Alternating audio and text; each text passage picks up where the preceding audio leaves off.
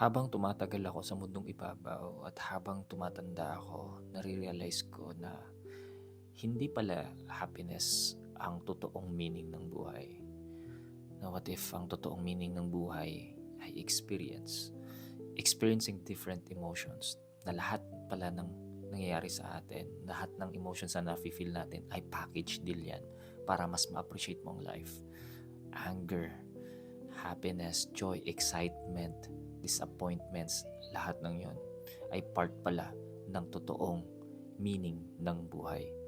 Kasi nung bata ako, lagi kong iniisip kung ano yung magpapasaya sa akin, ano yung gusto kong gawin para mas maging masaya ako. Happiness, kumbaga, lagi kong hinahabol. But now, I realize na hindi mo pala ma-appreciate yung lahat ng mga happiness na yan kung hindi mo naranasan maging malungkot.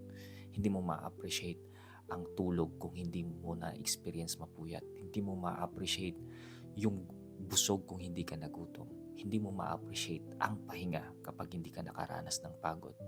Hindi mo ma-appreciate yung totoong saya kung hindi ka nakaranas ng sobrang lungkot.